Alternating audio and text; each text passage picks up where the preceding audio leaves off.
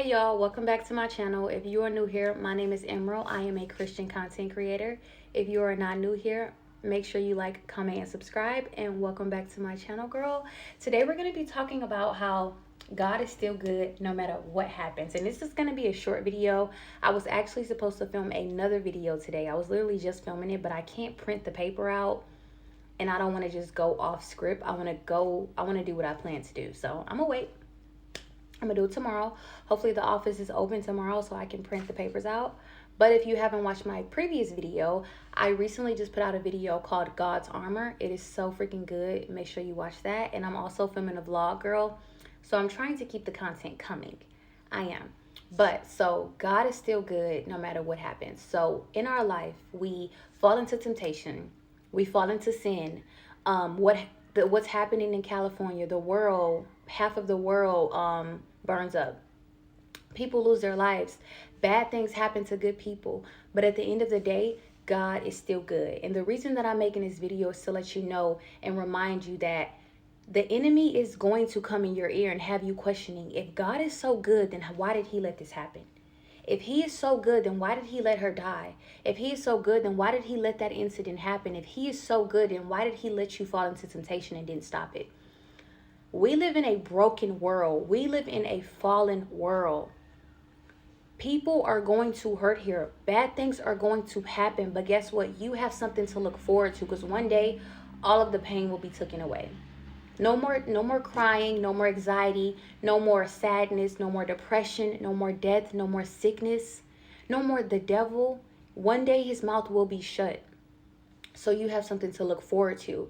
And I know in my life, like, sometimes God is just so good, so where it's just like, God, why am I like this? I ask him that a lot. And it's not good to ask your creator, why are you like this? But we can be honest with God. We have to ask some questions so that we can understand, like, we got to get these feelings out. It's no point of trying to push them down. He hears them anyway, so you might as well ask him stuff that you're confused about, like, why am I like this, God? Why do I keep making mistakes? Why am I in this family?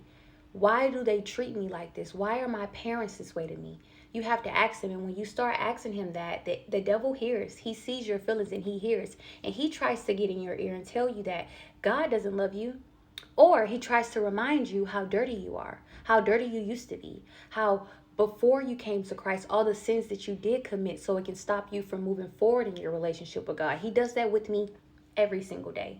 And that's why this next video that I'm going to put out is so important to me. I'm actually going to work on it tonight. He always tries to remind me how I was a stripper, how I was in the streets. He always tries to remind me of my childhood and have me questioning, God, why did you let this happen? Instead of knowing that if God wasn't with me, I wouldn't have made it through that. Instead of remembering that we live in a fallen world. Ever since Adam and Eve ate the apple, the world broke that day. The world has been fallen since that day. Evil has been walking around the world since that day. So no matter what happens, and that's why God tells us to rejoice no matter what's going on. Rejoice if you get sick. Rejoice if somebody die. Rejoice if you lose your job. Rejoice if you lose your home. Rejoice if people are coming against you. Rejoice. Rejoice if you're battling with sin. Because guess what? God is in the battle.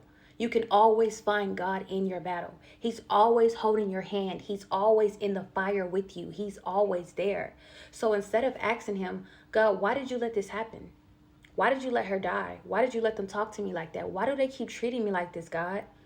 Instead of asking him that, thank him for being there with you. Because if he wasn't with you, if he wasn't holding your hand, all hell would have broke loose. My flash just stopped working. But all hell would have broke loose. So, I don't know. In my life, I know in the body of Christ, like, a lot of stuff is happening. A lot of new things are happening on earth. A lot of scary things are happening. And sometimes it just makes us question, like, and I do too. Like, I literally be laying back on my bed like, God, why did you let that happen? Like, help me understand. Some stuff we're never going to understand. Some stuff our only answer is that you live in a fallen world and bad things will happen to you. But I am with you. Bad things happen to Jesus, who walked this earth. They put him on the cross. They stabbed him. They whipped him. They stripped him of his clothes. This is Jesus. So how much more do we think we're going to go through? Jesus didn't question God. Jesus didn't turn his back on God. Jesus didn't tell God, you know what, God, since you let this happen, I'm done with you. The enemy was up in his ear, though. Just like the enemy's in your ear telling you right now, this ain't, you and this God thing ain't never gonna work out. You ain't never gonna be good enough for God. You ain't never gonna be able to walk away from that. Let me tell you something, baby. The only way for you is over, not under. We are overcomers. We overcome every single thing that we go through. Because guess what? God is in the battle with us. So now is not the time to give up. Now is not the time to walk away from God. Baby, God is coming. He's coming back real soon. So whatever you're going through, if it's sin, if whatever it is in your life, whatever you're going through, let him hold your hand and walk through him with it. But don't walk away from him because you don't understand. The easy thing to do is walk away. The hard thing is to stay with God. It's easy to walk away and go and live in the world. It's easy. It's right at our hand. The hard thing is to try and understand. And we do hard stuff. God never said this walk was going to be easy. God never said bad stuff was not going to happen. When God put Adam and Eve out the garden that day, he said that I do not have plans to harm you or to destroy you. I have plans to prosper you. And he's still the same God. He's still standing on business, y'all. We just got to stand on business. Me personally, I've been battling. I've been questioning God. I just don't feel the same connection because I messed up and I just don't understand why I keep messing up. But God keeps telling me, he makes it so clear. As soon as I get in his word, he always reminds me, I never left you. I feel if you're confused and you think God is done with you or you just don't understand what's going on in your life right now, I need you to get in your word. I know it's hard. It was hard for me to open my Bible and get back in my word, but I was determined. I'm not doing nothing today. I'm reading my Bible. I'm not doing anything. Everything was trying to get me to do. I got to wash the dishes. I got to sweep the floor. I got to feed the cats. I got to fold my clothes in my closet. I said, nope, everything can wait. And God said, if you seek him wholeheartedly, you will find him. If you put him first, you will find him. We got to put God first, y'all. We cannot put him last.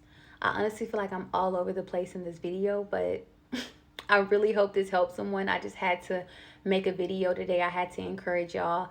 And yeah, I love you. Make sure you like, comment, and subscribe. And make sure you remember, God is still good no matter what happens in this world. God is still good. The world is fallen, but God is still strong.